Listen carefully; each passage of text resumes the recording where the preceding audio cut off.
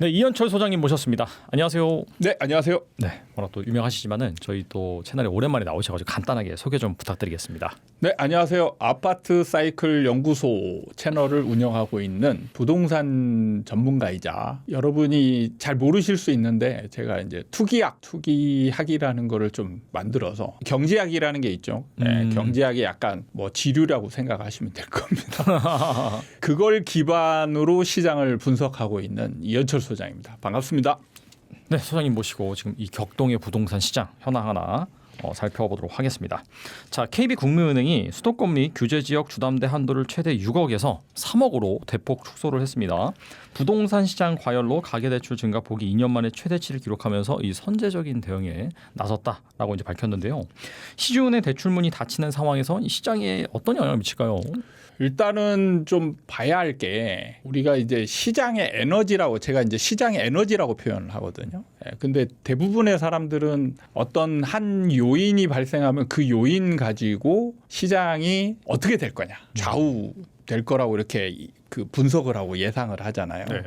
네, 그렇기보다는 시장의 에너지라고 이해하시는 게 좋을 겁니다. 그러니까 시장에는 영향을 미치는 요소들이 굉장히 많잖아요. 그런 요소들이 서로 뭐 반대 방향으로 작용하기도 하고 어떤 거는 상승 요인으로 작용하고 어떤 요인들은 하락 요인으로 작용하고 근데 지금 같은 경우는 일종의 하락 요인으로 이제 봐도 되는 거죠. 뭐냐면 수요 공급이 있잖아요. 수요를 정확히 용어로 분석하면 뭐냐면 구매력을 가진 구매하고자 하는 의지예요. 두 가지로 나눌 수 있습니다. 하나는 구매력이고 하나는 의지예요. 이게 있어야 이제 수요가 발생을 하거든요. 근데 대출을 줄이는 거는 뭐냐면 구매력을 떨어뜨리는 겁니다. 네. 구매력을 떨어뜨리는 거예요. 그게 먼저 초창기 때 6억 한도로 이제 줄이는 대출 규제를 단행을 했었고 네. 그것 때문에 또 어느 정도 시장이 이제 그 강남권이나 이런 데들 시장이 좀 어느 정도 죽었죠. 그런데 이제 지금 요즘 나타나는 현상이 강남권 시장은 어느 정도 죽었는데 지금 서울의 그 뭐랄까 외곽에 해당하는 노도강이라든지 뭐 구로라든지 뭐 이런 쪽에 지금 상승세가 좀 이어지고 있는 상황에서 그게 일종의 어떻게 보면 이제 풍선 효과라고 볼 수 있는 그런 상황에서 지금 대출 규제가 이제 3억까지 들어간 걸로 볼 수가 있는 거죠. 그러면은 구매력을 더 낮추는 거죠. 그렇죠. 네. 구매력을 더 낮추는 거는 수요가 의지와 상관없이 구매력을 낮추면 줄어들게 돼 있습니다. 수요가 줄어들게 되어 있는데 단순히 수요를 줄이는 것만 가지고 시장이 그럼 하락으로 전환하는 거 아니야 이렇게 이제 분석할 수 있는데 그렇게 보기보다는 지금 시장에서 정부의 정책이나 여러 요인들이 하락 쪽에 많은 그 영향을 주는 요인들이 더 많이 쌓여 있느냐 아니면 상승 쪽에 요인들이 더 많이 쌓여 있느냐를 보는 게 맞죠.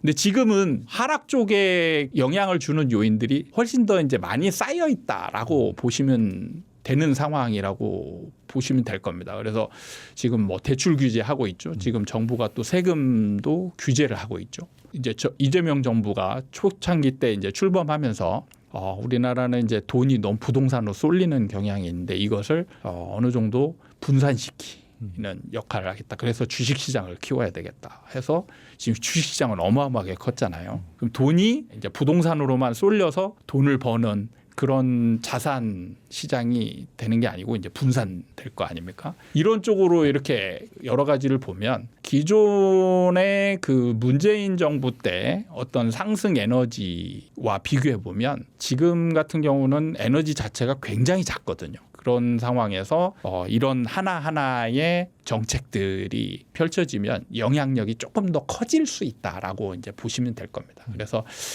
이런 거 하나하나가 이제 시장의 상승세나 이런 것들을 누그러뜨리고 안정이나 이제 침체 하락 쪽으로 이제 진행될 가능성이 많다라고 보시면 될 겁니다. 또 이제 취소됐던 국민참여 토론회가 이재명 대통령이 직접 참석하는 방식으로 23일 날 진행이 됩니다. 7월 말 세제 개편안을 발표를 앞두고 이 보유세에 대한 의견을 듣는다는데 개정안 발표 직전 토론회를 통해서 이 국민들의 생각이 반영될 수 있을지 좀 의문입니다. 소장님께서 어떻게 보시나요? 사실 이 국민들의 얘기를 들어서 정책에 반영하는 이런 자세와 행위는 굉장히 바람직하고 좋은 거라고 생각을 합니다. 그런데 다만 이제 저는 좀 약간 시기적인 아쉬움이 좀 있다라고 생각을 하는데 7월에 개편이면 이미 지금 7월이잖아요. 지금 아마 제가 볼 때는 정책 방향이나 뭐 구체적인 그 방법까지 아마 정해져 있지 않을까. 그렇겠죠. 이렇게 생각을 합니다. 그리고 토론회를 하는 거거든요. 그러면 이게 토론회를 통해서 나온 어떤 의견이나 이런 걸 받아서 방향이 바뀔까? 뭐 이럴 가능성은 없다라고 생각이 들거든요. 그러면은 이거는 약간 그 명분을 쌓는 요소로 쓰일 가능성이 좀 많지 않나. 시기를 조금 더 앞당겨서 정책이나 이런 것들이 구체적인 방안이나 이런 것들이 정해지기 전에 진짜 국민들의 얘기를 좀 들어보고자 반영을 하고자 했다라면 좀 일찍 했으면 좋지 않았을까 하는 생각이 들고요. 그다음에 저는 이제 좀 부동산 같은 경우는 토론회를 하는 게 맞나 싶은 생각도 좀 들거든요.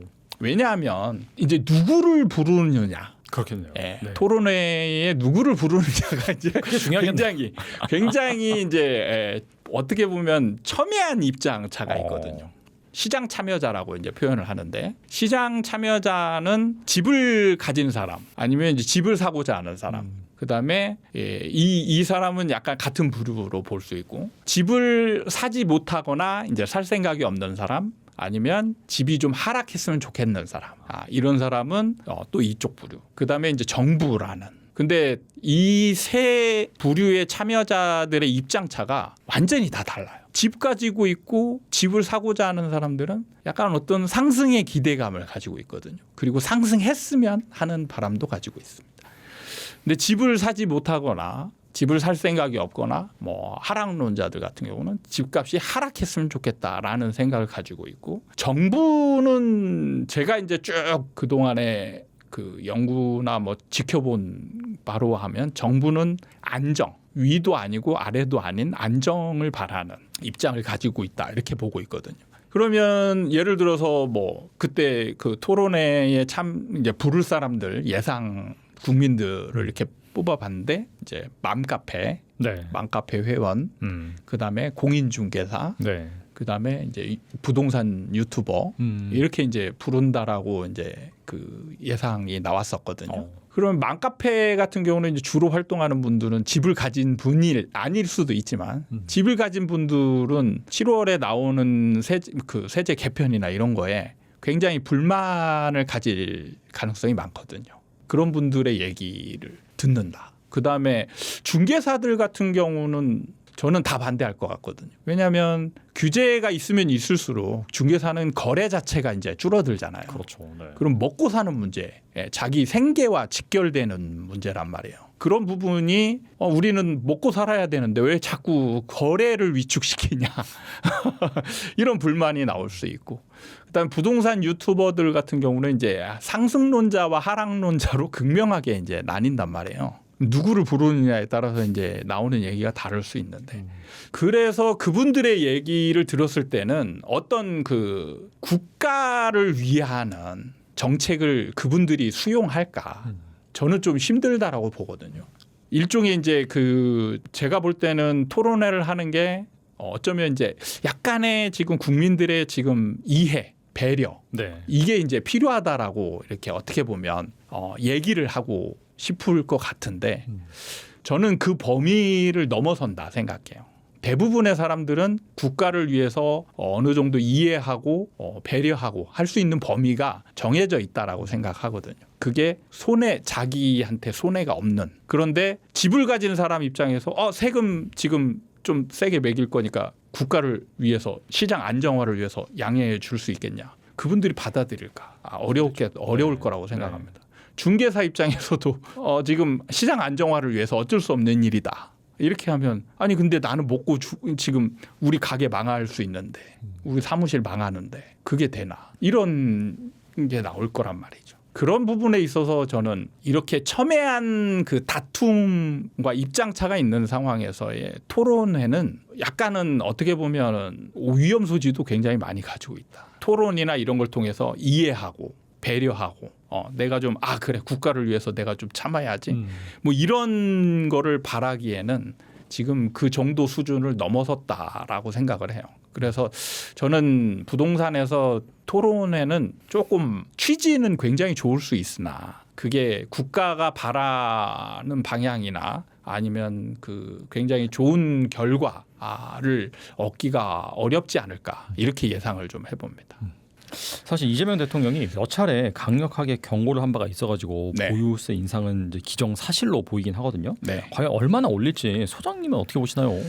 보유세를 올리는 거는 좀 맞을 것 같아요. 예. 그런데 보유세를 올리는 방법이 단순히 보유세를 올리는 방법만 있는 건 아니거든요. 그 방법이 크게 보면 이제 두 가지가 있는데 하나는 세율을 올리는 방법이 있고 또 하나는 세율을 건들지 않으면서 올릴 수 있는 방법이 있습니다.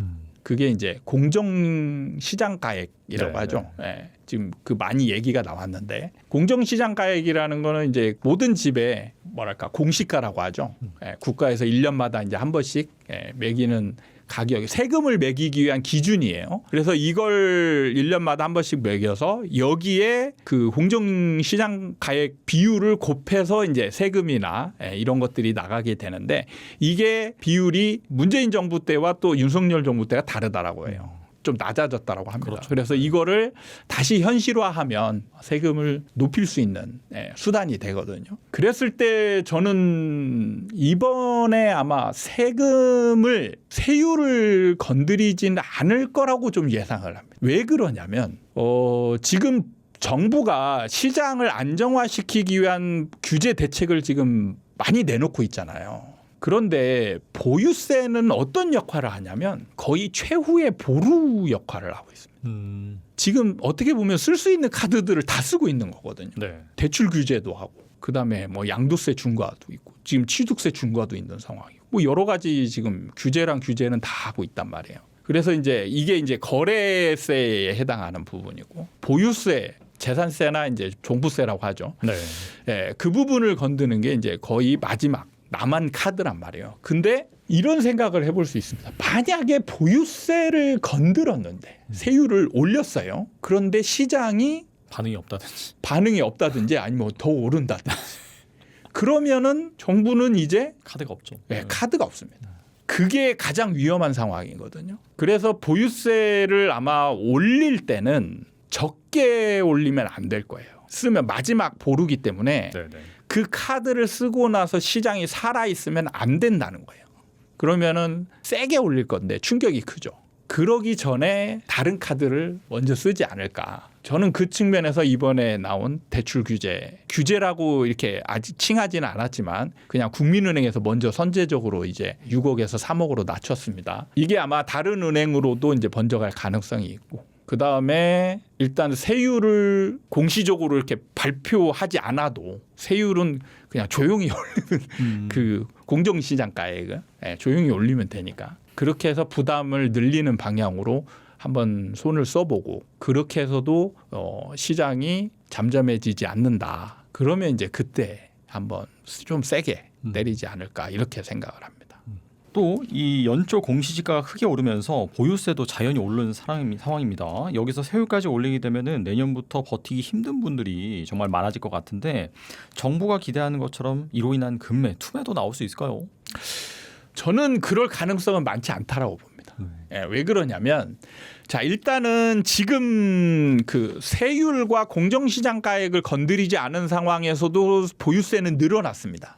그 이유는 뭐냐면 부동산 가치가 늘어났기 때문에 그래요. 그렇죠. 많이 올랐어요. 부동산 가치가 지금 땅값하고 건물분 가치가 굉장히 많이 상승을 했기 때문에 그냥 원래 10억이었을 때 내는 세금과 20억이었을 때 내는 세금, 세율과 뭐 그 여러 가지 조건은 다 똑같더라도 부담을 해야 되는 사람 입장에서의 세금은 금액은 올라간 게 되는 거죠. 근데 그러면 과연 이 사람이 그 금액에 대해서 부담을 가질까? 저는 이거는 정말 그 웃긴 얘기다. 왜냐하면 이미 10억 예를 들어서 10억에서 25로 올랐잖아요. 네. 그럼 이 사람은 이미 10억을 벌었잖아요. 그렇죠. 근데 세금 내는 부담액이 늘어나는 거는 많이 늘어나야 뭐 한 1,000만 원 뭐 이 정도거든요. 그러니까 일종의 세발에 피라하는 거죠. 그러니까 오른 내가 번 금액에서 좀 더 내는 거. 이거는 약간 약 오르고 열받을 수는 있겠지만 이것 때문에 집을 팔거나 뭐 이걸로 인해서 내가 시장이 하락할 거다 이렇게 예상하는 사람은 아마 집 가진 사람 입장에서는 단 한 명도 없을 거다 이렇게 생각을 하거든요. 그러니까 이게 부담으로 느껴질 가능성은 별로 없다. 그러면 이제 부담으로 느껴질 수 있는 부분이나 시장에 이제 하락할 가능성을 점치는 거는 그 세율 자체가 이제 늘어가는 거죠. 그런 부분에 있어서 이제 공정시장 가액을 올리면 약간은 부담으로 이제 작용할 수 있겠죠.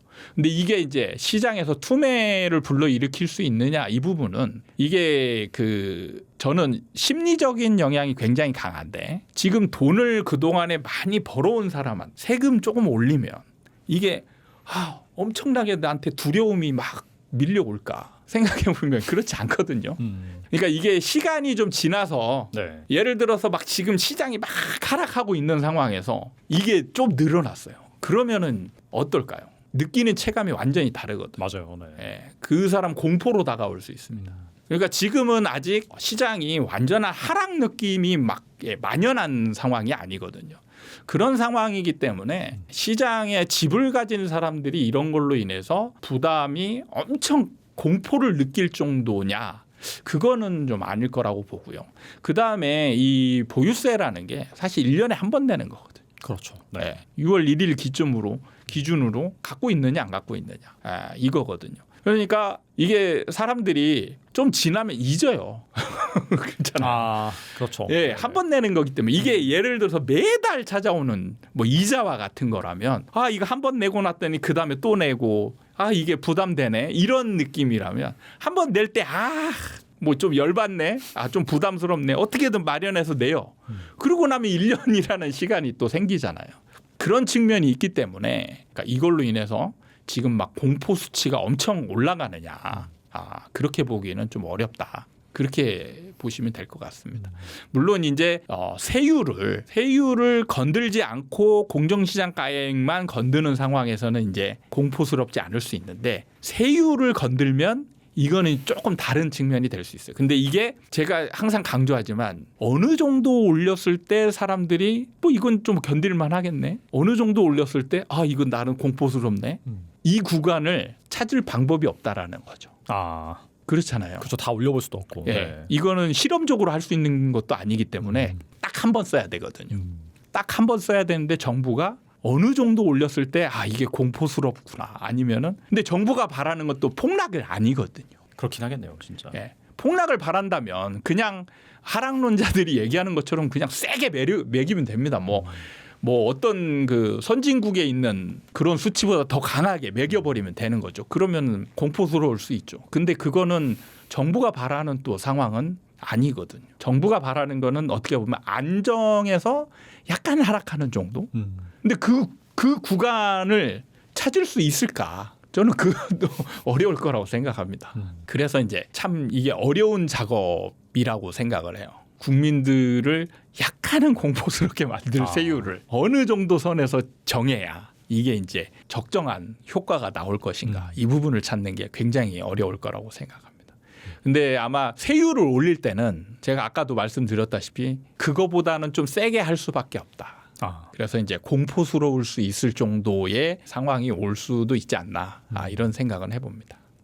또 정부가 11월 출범을 예고한 부동산 감독원도 이슈입니다. 수사권을 부여해서 의심 거래에 대해 영장 없이 개인 금융 거래 및 대출 정보를 요구할 수 있는 막강한 기관인데 감독원이 설치되면 구체적으로 시장 가격에 어떤 영향을 미치게 될까요? 저는 이게 시장에 미치는 영향보다 더 먼저 봐야 될 게 지금의 시장에서 거래되고 있는 그 행태를 좀 봐야 된다고 생각을 해요. 그게 뭐냐면 조작 거래 그 의심 신고 사례들이 꽤 많이 이제 발생을 했었거든요. 네네. 특히 이제 취소되고 이게 시장을 교란하기 위한 행위들이 지금 기하급수적으로 늘어나고 있습니다. 이게 왜 그러냐면 제가 이제 우리나라 부동산 시장은 저는 투기 시장화 되었다라고 이제 말씀을 드리는데 이게 이제 그 근본 이유가 됩니다. 투기 시장화되면 오랫동안 진행이 되면 사람들이 그걸 통해서 돈을 버는 정도가 다른 자산을 통해서 벌어들인 정도보다 굉장히 많죠. 그러면 이제 그 자산에 사실 목을 매는 그런 상황들이 발생하게 됩니다. 그리고 부동산은 거래가 많지 않기 때문에 저도 옛날에 현장에 있을 때 상상을 많이 해봤었거든요. 야, 이게 거래가 이렇게 없으면 몇 명이서 짜고 몇 번 이렇게 상승 거래를 시키면 충분히 상승으로 만들 수 있을 것 같은데. 근데 그게 지금 현실화돼서 나타나고 있습니다. 근데 이게 최근에 일어나서 문제이기도 하지만 지금 지방이나 이런 데 가면 어떤 일들이 벌어지냐면 분양권 거래할 때 우리가 흔히 얘기하는 다운 계약서라고 하죠. 다운 계약서는 완전 일반화돼 있습니다. 다운 계약서를 쓰지 않으면 거래를 할 수가 없습니다. 그다음에 전매 제한 들어가잖아요. 그럼 사람들이 전매 제한이 걸리면은 전매를 안 할까요? 다 해요. 불법 전매라고 하죠. 그게 이런 게 일반화돼 있습니다. 그러니까 지금 부동산 시장에서 거래 행태가 정상적인 거래가 일어나는 것보다 이제 불법 거래가 일어나는 행위가 점점 많아지고 있는 거예요. 그럼 나중에 이거를 그대로 놔두게 된다면 오히려 정상 거래를 하는 사람이 손해를 보는 상황이 벌어지겠죠.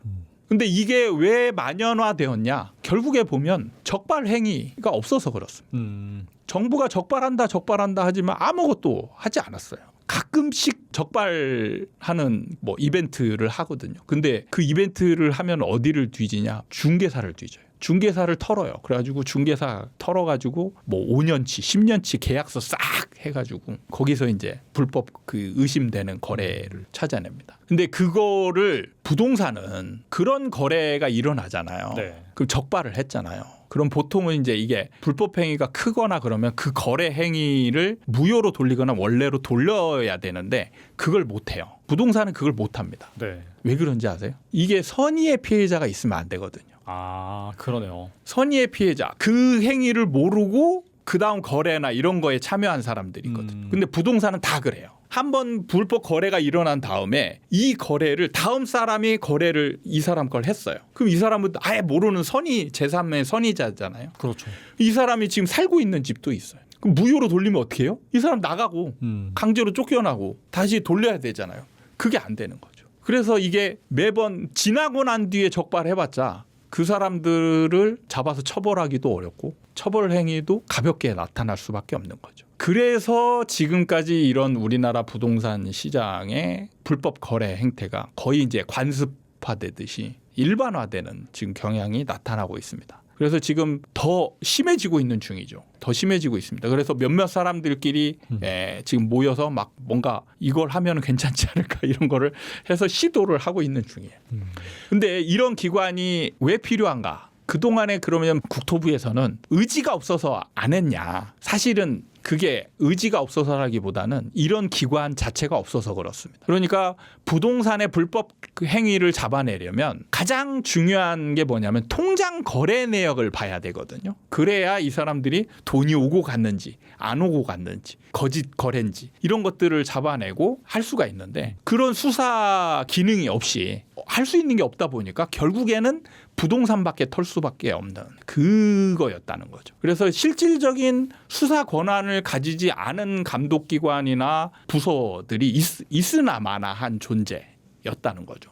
그러기 때문에 이번에는 생길 때 좀 제대로 생겨야 된다. 그리고 그러려면 막강한 어떻게 보면 권한이 너무 넘치는 게 아니야 우려스러울 정도로 권한이 강한 감독기관이 탄생할 수밖에 없는 게 수사기관 그다음에 영장 없이 통장을 들여다볼 수 있는 그 권한 이런 것들이 그리고 각 부서 국세청 국토부 경제부 이런 것들을 다 서류들을 들여다볼 수 있는 그 기관이 필요할 수밖에 없는 상황이 되었다. 그래서 지금은 이런 감독기관이 어떻게 보면 이제 필수 불가결한 지금 상황이 되었다. 이렇게 볼 수 있는 거예요. 이게 시장에 미치는 영향을 보는 게 아니고 부동산 시장의 어떤 정상적인 거래가 자리 잡도록 하기 위한 필수 요건이다. 이렇게 이제 보시면 될 것 같습니다. 그래서 지금은 이거는 필연적으로 생겨야 되는 부분이고 저는 권한이 막강해야 된다. 막강하지 않으면 있어봤자 있으나 마나한 존재고 그리고 이런 게 생겼는데 못 잡아낸다. 그러면 이제 국민들은 뭐예요? 비웃겠죠. 더 많은 불법 행위를 저질러도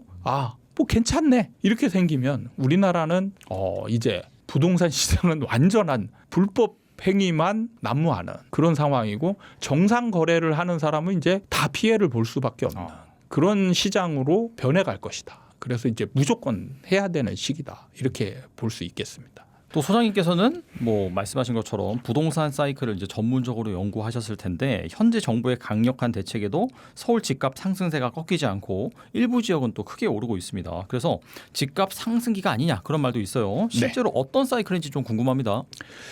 결론부터 말씀드리자면 지금은 하락 초입 단계로 볼 수 있습니다. 근데 그 시장에서는 못 느끼시는 분들이 많죠. 그게 이제 부동산의 특성입니다. 부동산이 그 예전에 리치고의 김기원 대표님이 항공모함이라는 이제 표현을 하셨는데 저도 그 부분에 많이 공감을 하는데 항공모함과 같아서 굉장히 그 방향을 선회하는데 시간과 기간이 너무 오래 걸려요. 그래서 굉장히 많이 도운 것처럼 보이지만 그 안에 있는 시장 참여자들은 못 느끼는 거죠. 그러니까 우리가 지금 지구가 자전을 하고 뭐 공전을 하고 있지만 우리가 그 안에 있는 사람은 아예 못 느끼잖아요. 못 느끼죠. 그런 거와 비슷하다라고 보시면 됩니다. 그러니까 시장이 많이 지나가야 그 시기가 변하고 있는 그런 과정이었구나를 결과적으로 알게 되는 거지. 그 변하고 있는 순간에는 잘 모르는 거죠. 근데 그런 것들이 알 수 있는 지표들이 꽤 있습니다. 그게 뭐냐면 지금 시장의 상승세를 보면 우리가 조금만 기억을 더듬어 보면 2020년, 21년의 부동산 시장 혹시 기억나시나요? 기억나죠. 네네. 그때는 부동산 시장뿐만 아니고 사실 우리가 기승전 부동산이라는 얘기가 나왔었죠. 사람들이 둘 이상만 모이면 그 모든 사람들이 다 부동산 얘기만 했잖아요. 엄청 올랐죠. 그때. 네.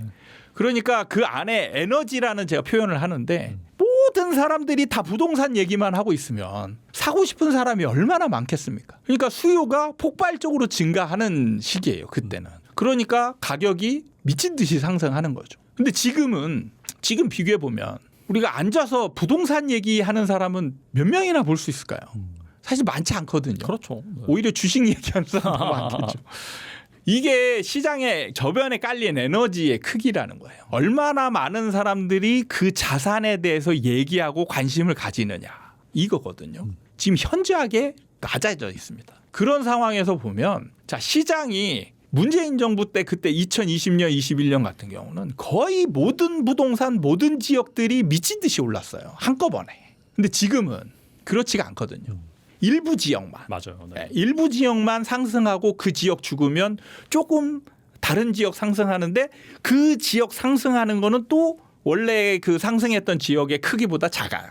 그러니까 점점 풍선 효과로 인해서 그 지역 순환 장세가 벌어지면 전에는 그 에너지가 더 타올랐거든요. 근데 지금은 에너지가 조금씩 죽는 거예요. 그러니까 얼마 전에 동탄이 이제 규제 지역으로 묶였는데 사실은 규제 지역으로 묶인 게 지금 주식 그 열풍 때문에 생겨난 거지. 맞아요. 네. 그 전에 그 한 몇 달 전에 보면 풍선 효과가 있었습니다. 근데 동탄이 그때 풍선 효과 때문에 규제 지역으로 묶이지 않았어요. 풍선 효과가 언제 있었냐? 경기도 핵심 서울 전체 그다음에 경기도의 일부 핵심 지역을 규제 지역으로 확 묶었죠. 갑자기. 그러면서 규제 지역으로 묶이지 않은 지역이 동탄 이런 지역들이에요. 그래서 이런 지역 풍선 효과 좀 난다고 했죠. 근데 오래 가지 않았단 말이에요. 조용했죠.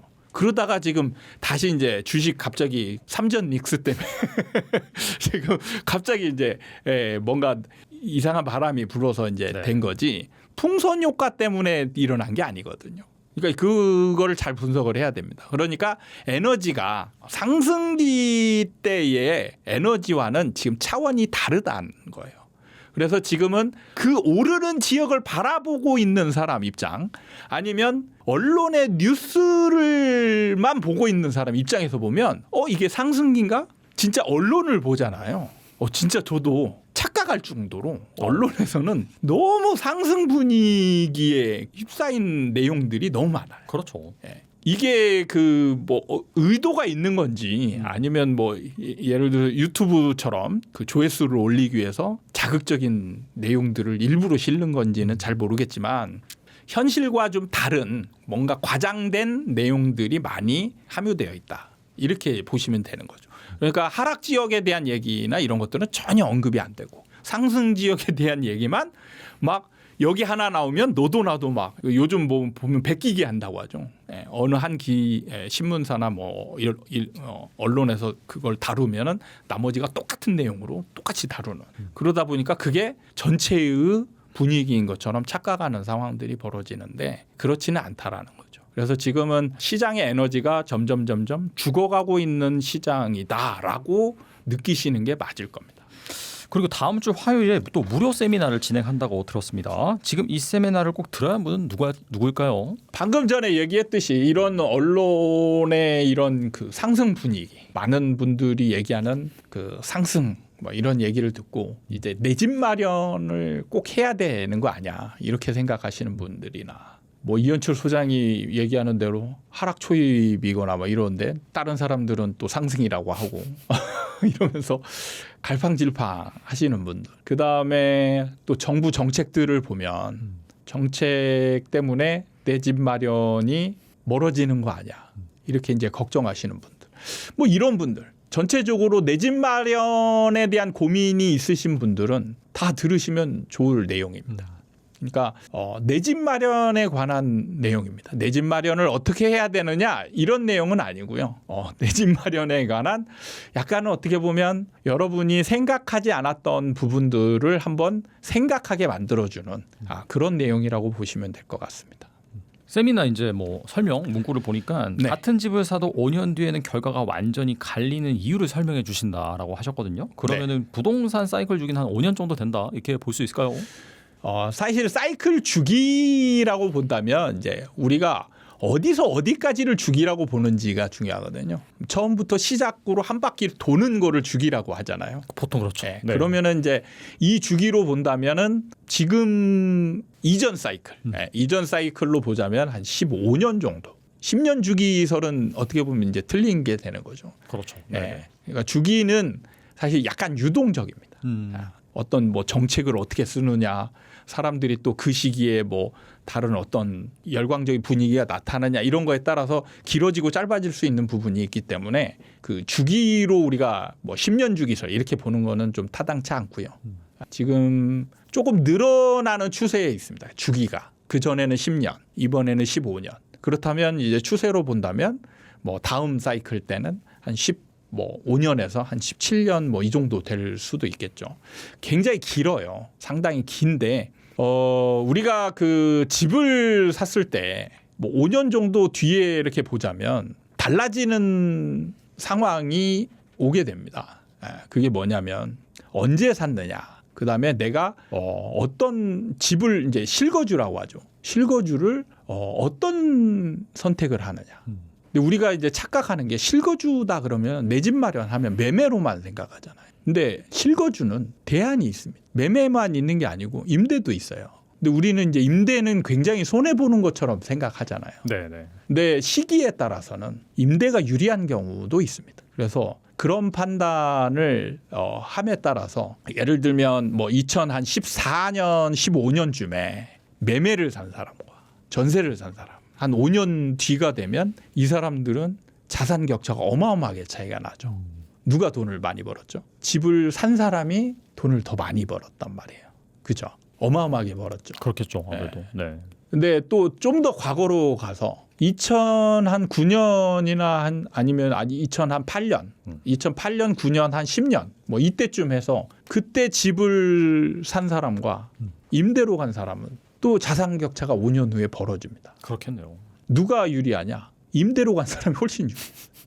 그래서 그 시기별 어떤 사이클이나 이런 거에 따라서 내 집 마련을 무조건 내 집 마련은 매매다 이렇게 생각할 게 아니고 이렇게 그 시기나 이런 거에 따라서 내가 유불리를 계산을 좀 해보고 계산을 해보고 어떤 쪽이 조금 더 확률적으로 나한테 유리한가를 내가 선택을 할 수 있어야 되는데 이제 그런 걸 안 하는 거죠. 그러다 보면 5년 후에 그 잘못된 선택을 한 사람들은 대부분 이제 후회를 하거나 자산이 뭐 줄어들거나 아니면 상대적으로 박탈감을 느낄 정도로 제자리에 있는 경우들이 있을 수 있다라는 거죠. 보니까 일부 지역들은 고점 대비 50%에서 70%까지 이제 뭐 폭락하기도 했다라고 하더라고요. 네. 장기적으로 우상향할 테니 집값이 이 정도로 떨어지면 무조건 사는 게 맞다 이런 의견도 있습니다. 네. 사이클보다는 고점 대비 떨어진 가격을 보고 매수 결정하는 건 어떻게 보세요? 저는 일단 이 부분의 얘기에 공감하지 않습니다. 이분들이 간과하는 게 있는 게 일단 이분들은 무조건 이 정도 떨어지고 나면 집값 상승이 바로 일어날 것처럼 숨은 전제가 깔려 있어요. 만약에 이렇게 떨어져 있는데도 오랜 기간 동안 상승으로 돌아가지 않거나 더 하락한다면 그래서 제가 비교를 할 때 그냥 상승이나 하락을 전제하지 않고요. 그냥 제자리에 그냥 몇 년만 있어도 있다라고 가정을 하고 그러면은 그때 집을 샀을 때 유리한가 불리한가를 계산이나 좀 해보라는 거죠. 근데 이분들은 제가 볼 때 계산조차 안 한 분들이에요. 그러니까 예를 들면 지금 서울로 쳤을 때 뭐 한 얼마 정도 매매가를 얼마 정도 잡아야 될까요? 그냥 계산하기 쉽게 10억 정도 매매가 10억이다. 그러면 전세가는 지금 얼마 정도 할까요? 한 5억에서 6억 정도 하거든요. 네. 이게 그냥 이제 뭐 말씀하신 대로 떨어졌다. 예, 말씀하신 대로 그냥 떨어졌다 가정하고 이렇게 떨어졌을 때 사면 유리한가? 그러면 내가 자산이 5억 있는 사람이 매매 10억짜리 집을 사려면 대출을 받아야 되죠. 5억 대출을 받아야 됩니다. 대출이 나오냐 안 나오냐는 이제 그다음 문제고 그냥 가정을 하는 거기 때문에 비교를 하기 위해서 이제 전제를 하는 거니까 5억 대출을 받아서 집을 사게 되면 이때부터는 비용이 발생하는 거예요. 비용이 5억에 대한 대출 이자가 발생하죠. 그다음에 세금이 발생합니다. 5억에 대한 이자 지금 뭐 주담대 뭐 상다는 8% 얘기도 나오지만 네. 지금 뭐 그냥 한 5% 정도 잡는다라면 5, 25, 1년에 2,500만 원이에요. 2년이면 5천만 원입니다. 와. 거기다가 10억짜리 집을 샀으니까 취득세가 3,300만 원이에요. 그다음에 재산세 내야 되죠. 그다음에 중개사비도 훨씬 많습니다. 그 비용을 다 합치면 거의 1억이 돼요. 그렇죠.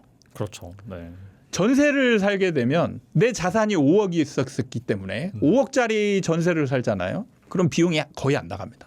내 자산이 다 들어왔기 때문에 대출도 없죠. 그다음에 세금도 없습니다. 중개사비만 조금 나가는 거예요. 그 찾아보 2년 동안 집값이 안 올랐다 치잖아요. 1억이나 손해입니다. 그냥 1억을 날리는 거예요. 그러니까 이게 그 상승하지 않으면 집을 매매로 가지고 있는 게 우리나라에서는 훨씬 손해입니다. 그러니까 집을 사라고 얘기하는 사람은 항상 뭐가 숨어 있냐? 상승이 숨어 있는 거예요. 야, 이만큼 떨어졌으니까 상승할 거야. 상승만 생각하는 거죠. 전세랑 지금 주거 비용에 대한 계산은 아예 없는 겁니다. 그래서 사이클을 공부하고 해야 되는 게 언제쯤 대략 정확히 맞출 필요는 없습니다. 근데 어느 정도까지 하락하고 어느 기간 정도 상승했는지를 대략적으로 알게 되면 내가 하락 초입에 50% 70% 하락한 집이 있는지 이게 바닥인지 아니면 뭐 어느 정도 상승 이제 구간에 들어간지 구별이 안 되잖아요. 진짜 만약에 상승 초입인데 내가 보는 아파트가 50% 막 한 떨어졌어요. 그럼 이때 샀다 치면은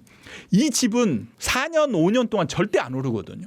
안 오릅니다. 그러면 비용만 나가는 거예요. 매매 비용만 나가는 거예요. 그렇게 친다면 전세로 산 사람보다 몇 억을 손해보고 들어가게 되는 겁니다. 그래서 그 부분은 내가 공부를 해서 어느 정도 예측이 된다. 그러면 피하면 되는 거잖아요. 근데 그거를 공부를 할 필요 없다. 그냥 떨어진 거 사면 된다. 정말 내 자산한테 무책임한 거죠. 내 자산을 전 재산을 맡기면서 그냥 떨어졌으니까 사면 된다. 그 뒤는 뭐 상관없다. 언젠가는 오를 거니까. 실제로 2007년에 집을 산 사람이 원금 회복이라고 하죠. 집값이 떨어져가지고 원금 회복을 한 게 거의 10년 가까이 걸렸어요. 근데 그거는 순수 금액이에요.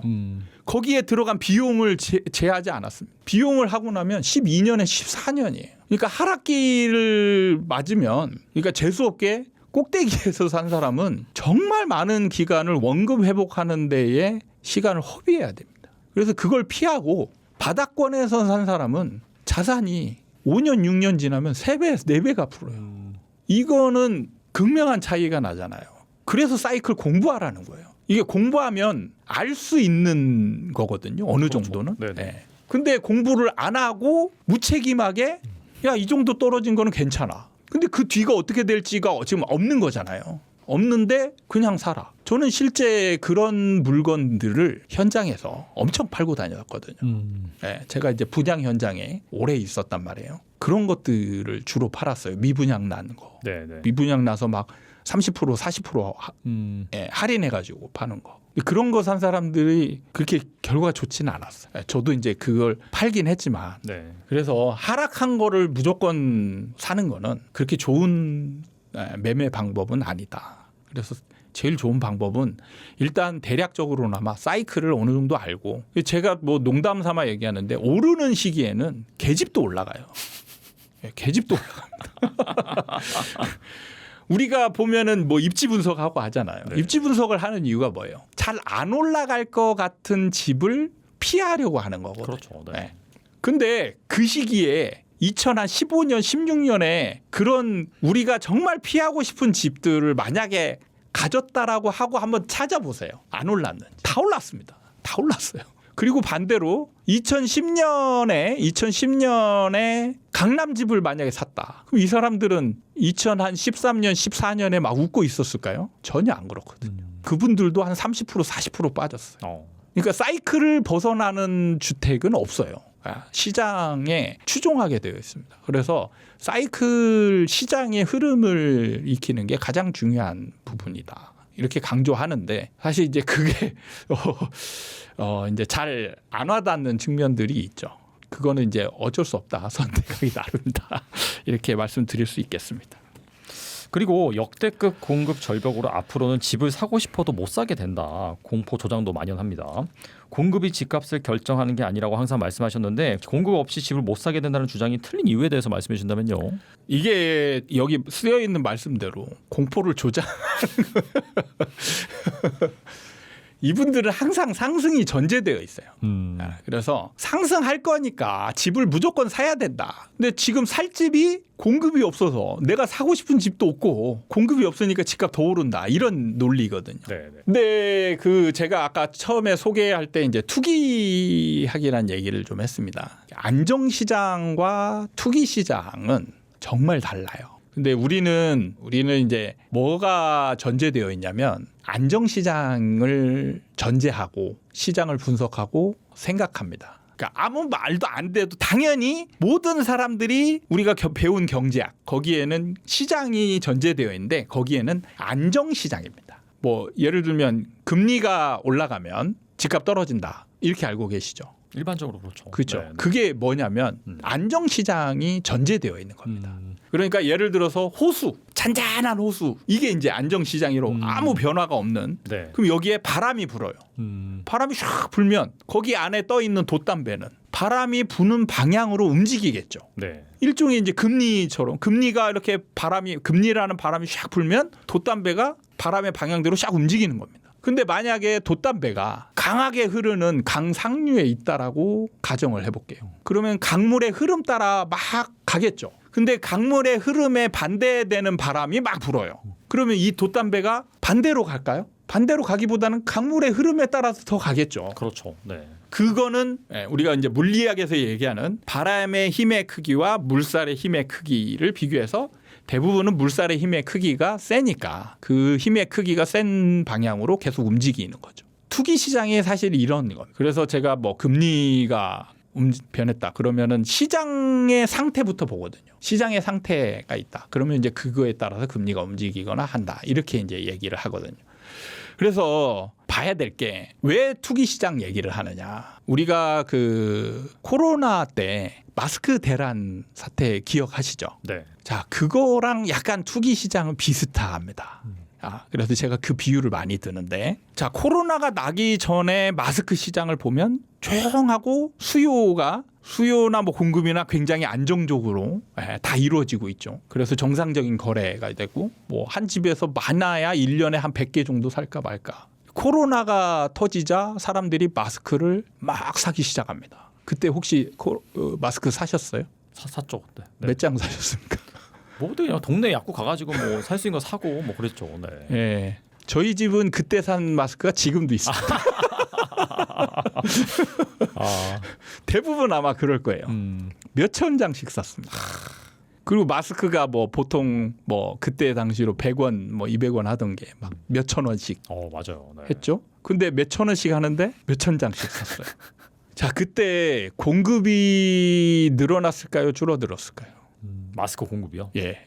일단은 많이 만들어내니까 초반에 엄청 늘어났겠죠. 늘어났죠. 네네. 근데 가격이 더 올랐습니다. 어. 그 원인이 뭘까요? 바로 수요에 있습니다. 수요가 기하급수적으로 늘어납니다. 예를 들면 우리가 한 1년에 우리 한 집에서 사던 마스크가 뭐 아까 뭐 100장이나 될까 말까 한다고 했죠. 근데 우리가 가족들이 다 나가서 몇백 장, 몇천 장씩 샀어요. 그다음에 또 생긴 게 뭐냐면 리셀러가 생깁니다. 중간에 그걸 공장에서 대량으로 사들여서 맞아요. 네. 그거를 다시 당근이나 뭐 중고나라나 뭐 이런 데다 중고 시장에 다시 파는 리셀러가 생깁니다. 근데 그들은 팔 때는 물량을 조절하고 살 때는 한꺼번에 사죠. 그러니까 살 때에 일반 사람들과 리셀러가 동시에 경쟁을 하면서 사는 거예요. 그리고 가격이 막 치솟습니다. 그리고 풀 때는 공급 조절을 하면서 풀죠. 그래서 이런 사재기 시장이나 투기 시장화되면 가장 중요한 변수가 뭐냐면요. 수요입니다. 수요가 공급이 변하는 정도보다 훨씬 더 크게 변해요. 그래서 투기 시장하고 사재기 시장이 되면 무조건 공급 부족 현상, 초과 수요가 생깁니다. 그럼 이때 공급을 늘리면 시장을 잡을 수 있느냐? 못 잡아요. 못 잡습니다. 그런데 또 비교해 보면 마스크는 공산품이니까 원료나 공장만 있으면 풀가동을 해서 막 찍어낼 수 있어요. 그죠? 부동산은 찍어낼 수 있습니까? 없습니까? 부동산은 재료가 있고 뭐 있다고 해도 찍어낼 수가 없습니다. 땅을 기반으로 하기 때문에 땅이 한정되어 있고 그 땅 위에 지금 모든 건물들이 일단 자리 잡고 있기 때문에 새로운 공급을 하는 게 굉장히 어려운 상품입니다.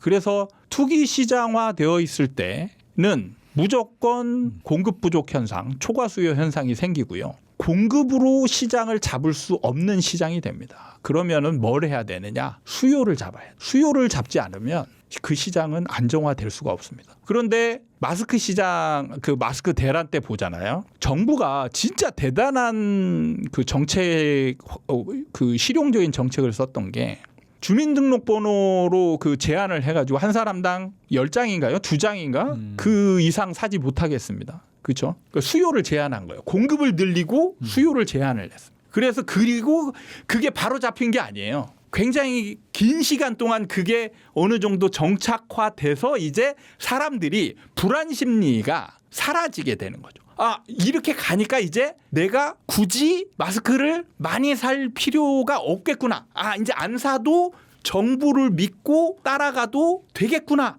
라는 신뢰가 생겼을 때 이제 사람들이 마스크를 사지 않는 거예요. 그리고 그 집에는 마스크가 이미 쓸 만큼 쌓여 있는 거죠. 부동산 시장도 사실 마찬가지입니다. 사재기 시장과 투기 시장에서 수요는 약간은 감정적인 측면이 굉장히 강해요. 포모라고 하죠. 포모를 잘 살펴보면 감정이에요. 불안 심리거든. 불안해서 사는 거예요. 오를까 봐, 부족할까 봐. 그래서 사는 겁니다. 그래서 수요를 가만히 내두면 이 불안은 전염되듯이 막 번지거든요. 그래서 더 수요는 증폭됩니다. 그러니까 부동산 시장에서 수요가 얼마나 늘어나? 미친 듯이 늘어납니다. 그걸 잘 모르시겠지만 우리가 전제되어 있는 것들이 굉장히 많은데 우리는 보통 보면은 1인 1수요가 전제되어 있어요. 한 사람당 1수요. 근데 실제 시장에서는 그렇지 않거든요. 한 사람이 한 집을 샀다가 팔아가지고 또 돈을 벌었어. 그럼 두 채 살 수 있잖아요. 돈 많은 사람 10채 살 수도 있죠. 그렇잖아요. 그러면은 원래 시장에서 거래했던 거래자들이 있습니다. 마스크도 사실 우리가 모든 사람들이 마스크를 샀던 건 아니잖아요. 주로 이제 사는 사람들만. 저 같은 경우는 1년 가야 한 번도 안 사는 사람이에요. 저도 코로나 때는 마스크를 샀습니다. 그러니까 시장 상황이 급변하고 과열되면 원래 시장 참여자가 아니었던 사람들이 들어와요. 지금 주식시장도 그렇잖아요. 원래 삼전닉스 쳐다보지도 않는 사람들이 지금 미친 듯이 삼전닉스를 사잖아요. 이게 수요가 폭발적으로 증가하는 겁니다. 그래서 사람 수가 늘어나고요. 그다음에 이 늘어난 사람들이 원래 예를 들어서 주식시장 삼전 뭐 살 때 뭐 100만 원, 뭐 아니면 내가 있는 금액대로 1000만 원, 뭐 이 여윳돈 가지고 샀잖아요. 지금 B2라고 하죠. 빌려서 사잖아요. 1억 많게는 뭐 2, 3억. 그러니까 자기 능력치를 넘어서는 만큼 산단 말이에요.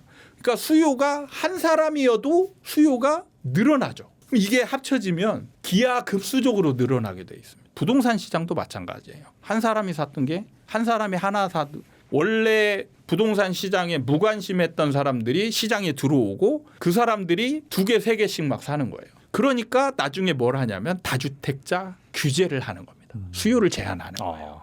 그런 것 때문에 하는 겁니다. 그러니까 수요를 제한하는 행위가 먼저 선행되어야 시장을 안정적으로 만들 수 있는 근거가 되거든요. 그래서 공급 얘기만 하는 사람들은 수요를 얘기하지 않아요. 그 사람들은 뭐냐면 수요가 기하급수적으로 늘어난 이 수요를 정상 수요로 보는 겁니다. 그러니까 항상 공급이 부족하다는 얘기밖에 나올 게 없어요. 그래서 공급 늘려라. 근데 공급은 늘릴 수가 없거든요. 오죽했으면 그 김현미 장관이 이게 식빵 같으면 찍어내기라도 할 텐데 그게 아니다 하면서 욕을 막 바가지로 먹었잖아요. 네네. 집을 어떻게 식빵에 표현하냐. 참 그 비유를 굉장히 잘한 거거든요. 아니 우리도 늘리고 싶다. 근데 늘릴 수가 없는 게 이 부동산이다라는 거를 비유를 통해서 얘기했는데 그거를 조롱거리 욕먹을 거리로 받아들이는 시장 상황이었던 거예요.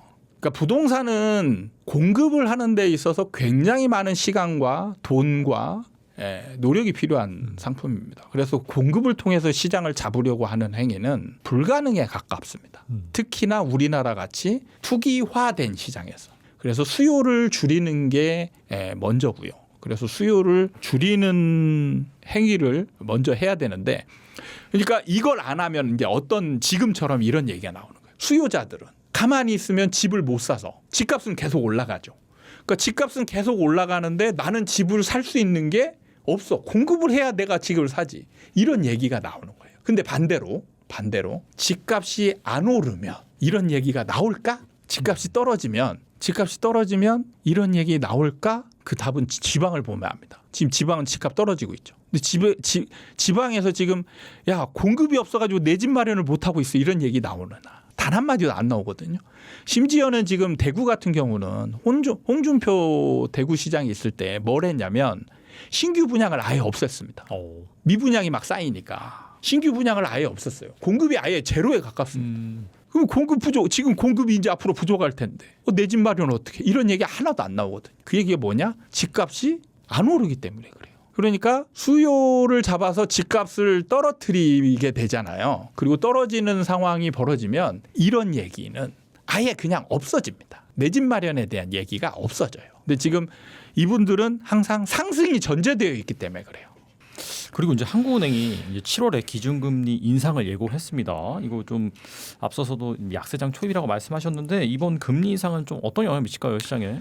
자, 제가 그 금리 인상의 금리에 관한 그 공식을 하나 말씀드리도록 하겠습니다. 그 기존에 있던 경제학의 공식은 우리나라 부동산 시장의 공식에 맞지가 않아요. 제가 이제 아까 그 안정 시장이냐 투기 시장이냐를 먼저 말씀드렸잖아요. 그러니까 잔잔한 호수에 있는 안정 시장에서는 바람이 부는 방향대로 움직입니다. 그런데 먼저 움직이고 있는 꽤 그 빠른 움직임으로 움직이고 있는 시장에서는 다른 작용이 나타나요. 그래서 이 공식은 어떻게 되냐면 그 요인이라고 제가 금리 시장에 영향을 주는 요인이 시장과 방향이 같으면 시너지를 냅니다. 방향이 다르면 거의 힘을 못 내요. 이게 공식입니다. 그래서 금리 인상은 방향이 하락입니다. 그럼 지금 시장이 하락이냐 아니냐 애매하죠. 확실하게 하락이면 시너지가 납니다. 시장을 떨구는데 더 큰 작용을 하는데 지금 같은 경우는 좀 애매한 시장이죠. 오히려 약간 상승 분위기도 좀 남아 있습니다. 이럴 때는 영향력이 그렇게 크지는 않다. 이렇게 보시면 될 것 같습니다. 끝으로 이 내 집 마련을 고민하고 현재 시점에서 전월세와 매매를 고민하시는 분들을 위해서 세미나에서 어떤 말씀을 해주실지 간단하게 좀 해주실까요? 뭐 사실 지금 인터뷰에서 한 말씀대로 여러분들이 제가 이제 그 많은 분들을 보고 느끼고 하는 게 내 집 마련이 약간 지상 과제처럼 이렇게 이제 프레임이 형성되어 있더라고요. 근데 여기서 한 번쯤 생각해 볼 게 내 집 마련이 과연 목표인가 수단인가? 제가 이 여러분들한테 느끼는 거는 여러분은 내 집 마련이 목표라고 생각하는. 근데 저는 내 집 마련은 수단이다. 수단이다. 내 집 마련을 통해서 여러 가지 목표를 달성하기 위한 과정인 거죠. 내 집 마련을 통해서 다른 목표를 향해서 가는 거예요. 그게 자산 증식이든 거주든 그렇잖아요. 내 집 마련이라는 걸 통해서 자산 증식도 하거나 아니면 거주를 하거나 학군을 가거나 여러 가지 아니면 또 우리나라는 또 그 다른 나라와 다르게 있는 사회적 체면이라는 것도 있습니다.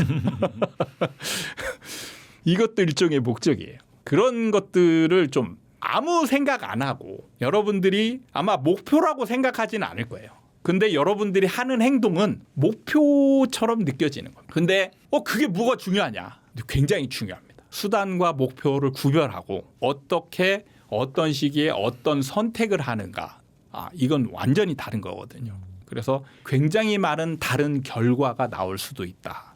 이런 얘기를 해드리려고 합니다. 그래서 여러분들이 내 집 마련에 대한 고민과 정말 그거에 막 조급해 있다. 이런 분들은 꼭 들으셔서 이게 수단이냐 목표냐 여러분들이 이것만 구별해도 정말 많은 것을 얻어갈 수 있을 것이다. 이렇게 생각을 합니다. 그래서 준비를 했습니다. 네, 내 집 마련이 목표냐 수단이냐 이 부분에 대해서 명확하게 이제 솔루션을 제시해 줄 것이기 때문에 꼭 한번 세미나 참석해 보시고요. 앞서서 2007년 고점에 샀다가 정말 10몇 년 동안 계속해서 물려 있는 그런 사례도 있을 수가 있으니까 언제가 정말 최적의 매수 타이밍인지 세미나에 참석하셔서 꼭 들으시면 좋을 것 같습니다. 지금까지 이현철 소장님 좋은 말씀 감사합니다. 감사합니다.